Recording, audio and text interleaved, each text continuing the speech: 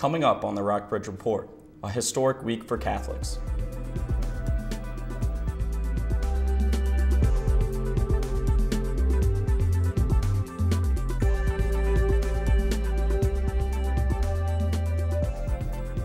Hi and welcome to this week's edition of the Rockbridge Report. I'm Chelsea Stevenson. And I'm Scott Harrison.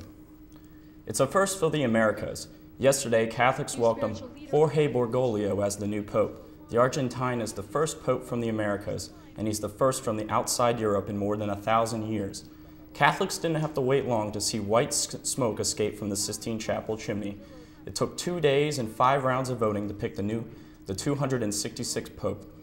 Bergoglio takes over from Pope Benedict, who made history by resigning 2 weeks ago. Bergoglio chose the name Francis to symbolize humility. Pope Francis celebrated his first Mass as Pope Tuesday. This may be a pope who will make a conservative Catholic Church more appealing, not only in the Third World, but in the First World of Europe and America. I'm sure that is what is hoped. Say he'll give a fresh image to the papacy, he'll be charismatic. The concern for the poor is refreshing after years in which the Church seemed to be a little bit obsessed with itself and its own institutional problems. Washington and Lee also filled a leadership vacancy this week. After a long search for a new provost, W&L has selected Dr. Daniel Wuba. Wuba is currently the deputy provost at Virginia Tech, where he's also the vice president for undergraduate education. As provost, Wuba will develop W&L's educational mission. Reporter Papa Oze talked to Wuba earlier today. I know of W&L's reputation as one of the top liberal arts schools in the country. And in my career, I've always had this desire to go back to a liberal arts environment because back in Ghana, the University of Cape Coast had 1,200 students when I was an undergrad. So I have some familiarity and affinity for a small liberal arts environment. Being in academia is something that I know, it's a calling. I've always had a passion for it. Wuba succeeds June Aprilli, who retired in 2011. In 2006, Lexington ended its involvement in the Virginia Main Street program because business owners were no longer interested. The Main Street program helps Virginia towns with tourism and economic development. Now local business owners feel it is time to rejoin the program. Many feel that the local Chamber of Commerce cannot devote enough time to both Lexington and Rockbridge County. Business owners hope that joining the program may help revive downtown and increase tourism. And when we come back, we'll discuss how bossy little girls may be the ones who become our nation's leaders.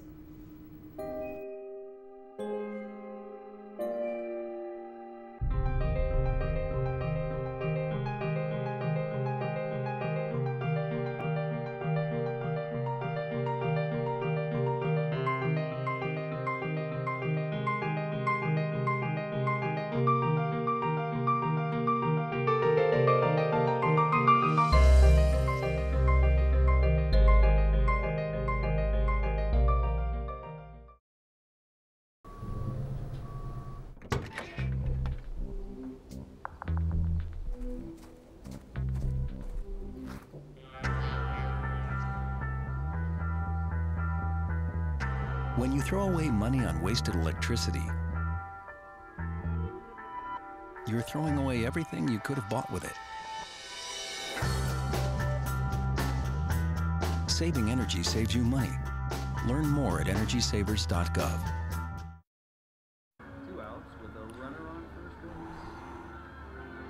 Now the big guy comes up to bat, hitting .342 with 92 RBIs and 36 homers.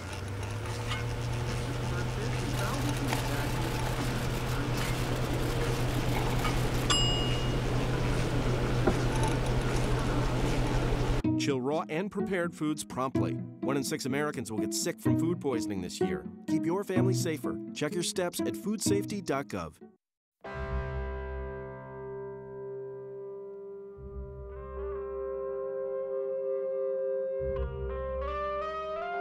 $7,000 high school students drop out every school day. That's a line of desks, more than 4 miles long. We can keep students in school, Visit boostup.org and take the first step. There's a lot of buzz about a new book by Facebook's number 2 in command called Lean In. Facebook Chief Operating Officer Sheryl Sandberg looks at why there are so few women at the top of corporate America. She says the problem may just be the women themselves. CNN's Susan Candiotti reports. Sheryl Sandberg wants women to succeed and says it's alarming how far they haven't come. The very blunt truth is that men still run the world. In her first televised interview to debut her new book, Lean In, Sandberg tells 60 Minutes that leadership roles for women are alarmingly small. Only 21 female CEOs in the Fortune 500. This is deeply personal for me. I want every little girl who someone says they're bossy to be told instead, you have leadership skills. Sandberg lays a good deal of the responsibility on women themselves. Facebook's 43-year-old chief operating officer says women too often don't compete for promotions because they're worrying too early about the future. They start leaning back. They say, oh, I'm busy. I want to have a child one day. I couldn't possibly, take on any more. Or I'm still learning on my current job. I've never had a man say that stuff to me. Though she also blames discrimination at work and a lack of affordable childcare, her views have made her a lightning rod. Instead of saying that doesn't work for women and it won't work and let's change the system, she's kind of going backwards and saying, let's change you instead.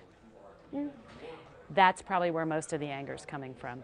But Sandberg isn't apologetic. I'm not trying to say that everything I can do, everyone can do. But I do believe that these messages are completely universal. The things that hold women back from sitting at the boardroom table, and they hold women back from speaking up at the PTA meeting. Sandberg, a mother of 2, also says leading at work requires men to share the workload at home. There's an awful lot we don't control. I am saying that there's an awful lot we can control and we can do for ourselves to sit at more tables, raise more hands. Challenging women to lean in and listen. Susan Candiotti, CNN, New York. I'm here with WNL professor Dominika Radulescu. She's currently the head of Medieval and Renaissance Studies program at the school. Dominika, you've worked with the Women's Studies program as former head as well. Do you agree with Sandberg's statement that men still rule the world? Oh, absolutely. I'm glad she had the courage to say it again. It needs to be said over and over again. Just take a look at the world, take a look at the world's governments, and take a look at corporations, at all areas of life and work. Men do still rule the world. And as a mother of 2 sons, correct? Yes. How do you feel about women who tend to lean back, as mentioned in the book, when faced with challenges of child rearing and working at the same time? Well, we live in a world that still does not fully accept working mothers as a normal part of our existence. So I think it is up to us as well to lean forward and not lean back, and to speak out when we have to, and to try to express our views. But it's not always easy because the obligations of motherhood, and also trying to balance the obligations of motherhood with professional obligations and being competent in your field, makes our lives often quite challenging. But it is up to us women as well to keep expressing our views and to speak out. When men speak out and are forward and express their views, they're regarded as manly. When men speak out, they're considered aggressive. When men are angry, they're dignified. When women are angry, they're considered crazy. So we just need to break through the stereotypes and the cliches and persist and keep having our voices heard. Well, great. Thank you very much. It was great to have you here, Dominika. Thank you. This spring, we may be seeing more cats around Rockbridge County. Our reporter Andrew Sorgel has the story. The uncontrolled feral cat population is a problem for Lexington and the rest of Rockbridge County. These intruders can be loud, inconsiderate, and furry. Frank Patterson owns Shepherd's Haven Farm near Brownsburg. He says diseases carried by feral cats have decimated his sheep flocks. Cats in this area we know carry an abortion disease called toxoplasmosis. And what this does is causes stillborns, you know, in my sheep. There's somebody feeding the cats over here at a local dumpster site for the county, and I just went to the county and asked them to put a stop to it because I just don't want to lose my lambs.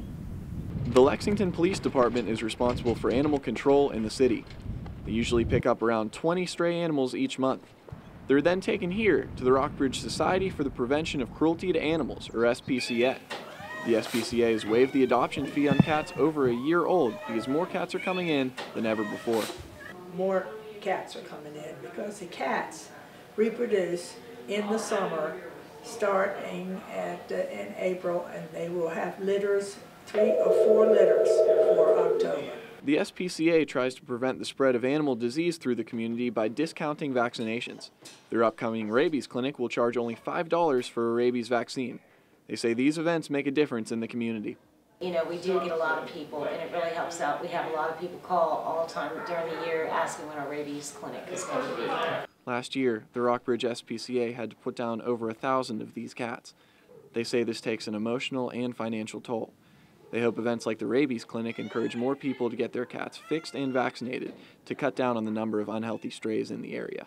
They urge anyone who's feeding cats or has cats to get them spayed or neutered now before they start breeding in the spring. From the Rockbridge SPCA for the Rockbridge Report, I'm Andrew Sorgel.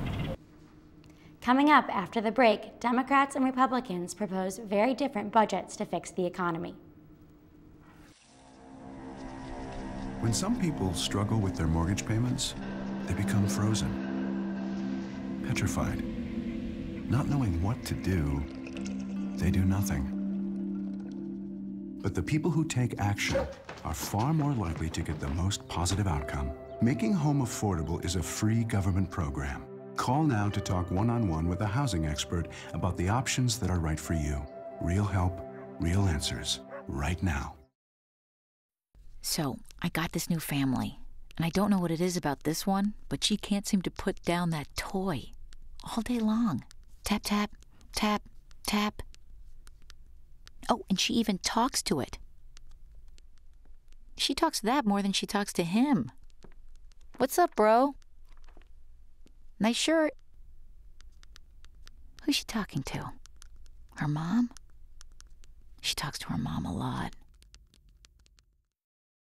This is one amazing truffula tree. Can you imagine a place where these grow everywhere? Yes, it's called the forest, a magical place to enjoy with your family.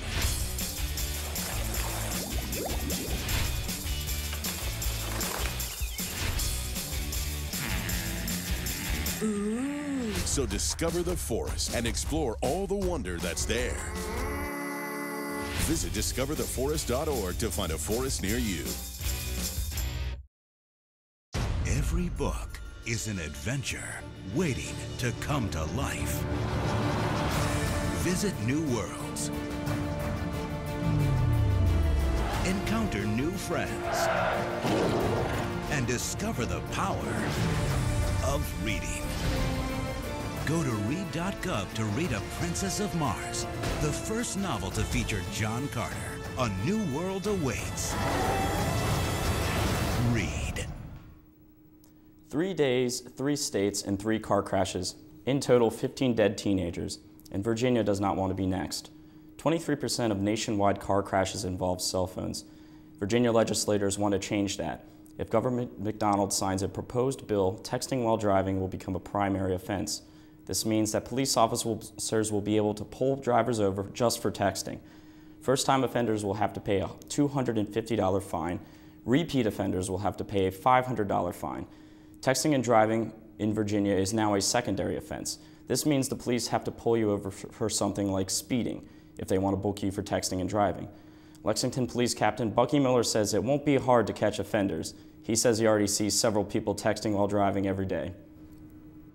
However, civil liberty groups such as the ACLU and the Rutherford Institute say the new law could violate drivers' First Amendment rights. We'll have more on that next week. House Budget Committee Chairman Paul Ryan unveiled a new budget proposal this week. But if you followed his vice presidential campaign, you might already be familiar with it. CNN's Dana Bash has the story. All this looks familiar. It should. The House Budget Committee, Republican majority, putting out yet again a budget that addresses America's needs. There are some differences between this Paul Ryan budget and those in years past. The biggest, the Election Day smackdown Ryan and Mitt Romney got 4 months ago. He pushed the same economic policies in that campaign and lost. The election didn't go our way. Believe me, I know what that feels like. That means we surrender our principles. That means we stop believing in what we believe in. What we believe in this divided government era, we need to put out our vision. What's in that vision? Cutting spending by $4.6 trillion over 10 years and cutting taxes for everyone, especially the wealthy. Revamping Medicare into a new system of government-subsidized private health plans for those 55 and younger. Eliminating the federal Medicaid program for the poor and disabled and replacing it with lump sum payments to the states. This is a document, a plan that balances the budget in 10 years. But to reach that new 10-year goal, Ryan incorporates money from tax increases he campaigned against, but Obama won as part of the fiscal cliff deal. Watch out, middle class. The tax bill is coming to you. You say that you balance it in 10 years in part by using $600 billion in new taxes that you oppose. Isn't that disingenuous? Not at all. We're not going to refight the past because we know that that's behind us. He also assumes Obamacare is repealed, which has no chance of happening in the near future. At the same time, he still counts $716 billion in Obamacare cuts in Medicare, the very cuts Ryan spoke out against in his vice presidential acceptance speech. $716 billion funneled out of Medicare by President Obama. An obligation we have to our parents and grandparents is being sacrificed. Democrats from Capitol Hill to the White House were quick to call Ryan's budget a bunch of gimmicks and misguided policies. But the White House is in the midst of a charm offensive, so they also say this. The president certainly believes that Congressman Ryan is sincere in what he believes his budget represents in terms of policy priorities, and he commends Congressman Ryan for the effort. Senate Budget Committee Chairwoman Patty Murray proposed an alternative to Paul Ryan's budget. Her plan calls for $1 trillion in new tax revenues over the next 10 years, but it also increases spending. And unlike Ryan's proposal, Murray's adds $4 trillion to the national debt. The budget proposes about $1 trillion in cuts to health care providers, the Pentagon, and domestic agencies. It combines these cuts with an equal amount in new revenues by closing tax breaks. According to the U.S. Department of Labor, home health care is the fastest growing industry in America. Jobs for certified nursing assistants will explode 70% between 2010 and 2020. There are nearly 2 million CNAs nationwide, but they aren't exactly getting rich. They earn $9.70 an hour. For full-time CNAs, this amounts to roughly $25,000 a year. Reporter Chelsea Gilman spoke to Sharon Ginger, who was a CNA at Kendall and Lexington. I feel like there are certain individuals that do want to go on for their education. However, there are still quite a few that are perfectly content with being a CNA. Because a CNA has that one-on-one with a resident, whether it be here at Kendall or someone else, or even private pay. You have that one-on-one with the individual that you're taking care of, and that really can't be replaced. As yes, nurses do take care of residents, but it's just a certain closeness for CNA. Kendall marketing head Melissa Gladwell says CNAs are critically important employees. Population statistics are pretty evident that the baby boomers are aging and that there needs to be more medical care available. So we recognize that, and also the Kendall philosophy is one of really treating the employee well. So there's a lot of assets that Kendall has that perhaps some other places don't, and that gives us an advantage in being able to recruit kind of the best and brightest of people, CNAs and other employees. And finally, some good news about employment. Job openings in the United States rose more than 2 percentage points from December to January. Most of the jobs were in high-paying fields like accounting and engineering. The Labor Department said it's a sign that the job market is getting stronger, and the good news continued into February. where unemployment hit a 4-year low. Officials say home sales and new constructions are big reasons for the increase. But if you work for Rosetta Stone, that good news might mean nothing to you. The language learning technology company has opened 2 new offices in Texas and California, but in its home state of Virginia, it's laying off 70 workers. According to company press release, the layoffs are needed to boost innovation and product development. Right now, Rosetta Stone makes 34% of revenue from online subscriptions, so it's moving to an online subscription model. President and CEO Steve Swade says Austin and San Francisco are hotbeds for technology, and that the new offices will attract some of the country's best developers and designers. Yesterday, Governor Bob McDonnell talked about spending cuts with members of Congress from Virginia. McDonnell is concerned about how federal spending cuts will affect the recently passed transportation bill. The bill would raise taxes on wholesale gasoline, among other items. McDonnell also urged lawmakers to consider legislation that would permit them to tax online and catalog purchases.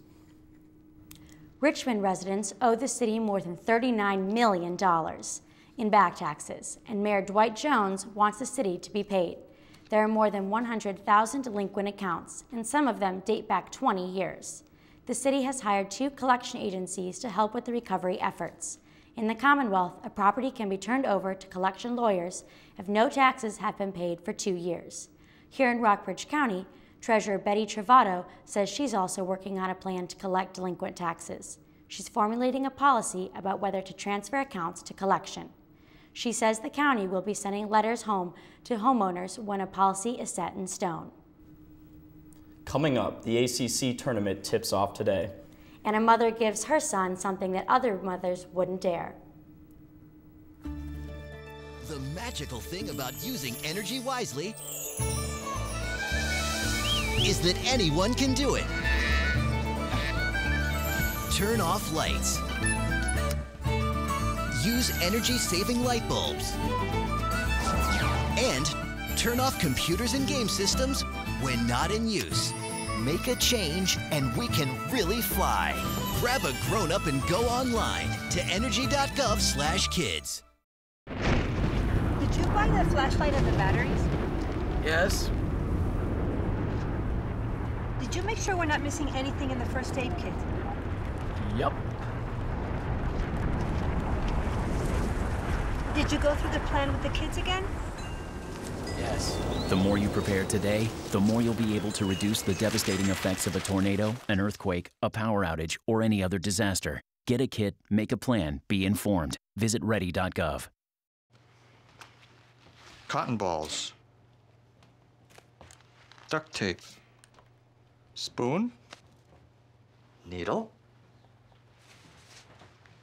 Thread.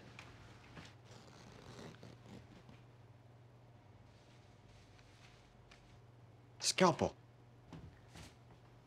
The smallest moments can have the biggest impact on a child's life. Take time to be a dad today. Cotton balls. Duct tape. Spoon. Needle. Thread.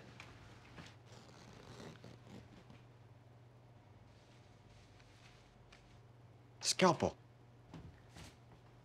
The smallest moments can have the biggest impact on a child's life.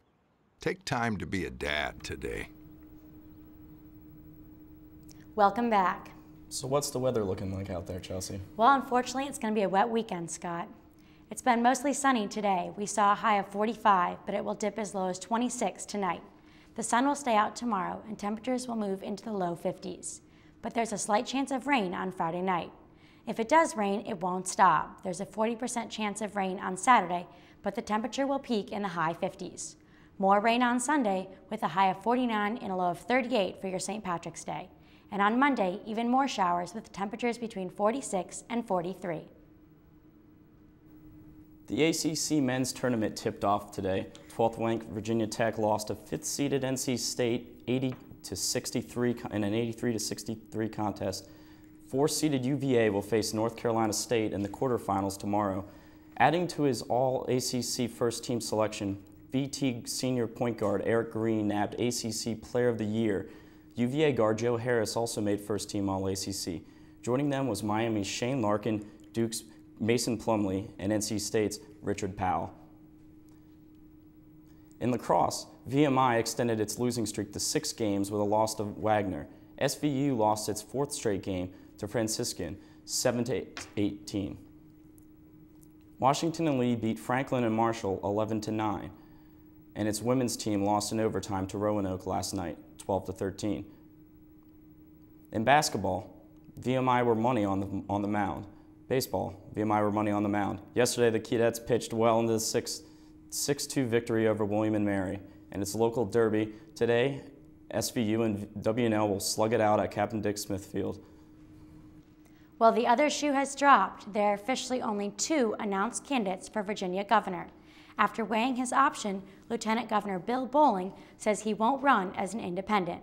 In an email to supporters, Bolling said he wasn't sure he could raise enough money without the help of a major party, and the longtime Republican wants to stay on the good side of the Republican Party. But he's not endorsing Attorney General Ken Cuccinelli. The Rockbridge Area Network Authority needs $66,000 for its high-speed internet project. Chairman of Ranter Board Hunt Rigel asked the Rockbridge County Board of Supervisors for additional funding at the meeting on Monday. More money is needed to support the network during what Rigel called the bridge period. Before it starts making a profit, he explained that RANA encountered several setbacks while installing the fiber optic network. These setbacks will leave the network 30 miles shorter than planned. The Board of Supervisors said it needed to hear more details before fronting the money. The $9.9 million project is set for completion by the end of June. People who are against legalizing weed just may have more wood to fuel their fire. Police say a Washington State mother made her 22-month-old son smoke weed. That alleged incident was caught on camera. She was booked for illegally giving a minor a controlled substance and manufacturing marijuana. CNN's Richard Thompson has the story. Police say this is video of a Centralia mother having her 22-month-old boy take a hit off her marijuana bong. He coughs and people can be heard laughing. The boy's mother, 24-year-old Rochelle Broughton, was arrested for allegedly giving the child the pot. The boy and his 5-year-old brother are now in state custody, and neighbors are shocked. No, there's no excuse whatsoever. Yeah, that makes me more angry than anything else. Police raided the mother's home the other day after investigating the cell phone video of the boy sent to them anonymously. There has been a very large uptick in marijuana growing, and many of these houses I go to have children in them. Inside the mother's house, they also found a marijuana grow of 40 plants and several weapons that were allegedly illegal for a convicted felon living at the house to possess. But it is the short video clip of a toddler inhaling pot from a bong that has people disgusted. You're their mom. You're supposed to be taking care of them and helping them out. So, and showing them right from wrong. Can you believe that? I know, it's pretty unreal. But an assistant professor at Radford University has a close second to that story. Taj Manhaf teaches a war on drugs seminar, but he's facing felony drug charges. He was indicted on 3 counts of possession of bath salts and 1 count of marijuana. Radford Police Lieutenant Andy Wilburn said Manhaf turned himself in and was arrested on Monday. According to a search warrant from Radford Circuit Court, an officer responded to a report of drugs in his home. Manhaf has been teaching criminal justice at Radford since 2011. Washington and Lee and Virginia Military Institute might get increased funding for their humanitarian efforts. The 2 schools would receive a share of $300,000 grant from the Andrew W. Mellon Foundation. The foundation rewards universities that focus on the humanities through their liberal arts colleges programs. About $2,500 for WNL and VMI. That money would go toward the school's Engineers Without Borders program. Students in the EWE work in developing countries to provide clean water and medical facilities. WNL and VMI's engineering students are planning to work in Guatemala later this year. Thanks so much for joining us tonight. For the Rockbridge Report, I'm Chelsea Stevenson. And I'm Scott Harrison. You have a good night.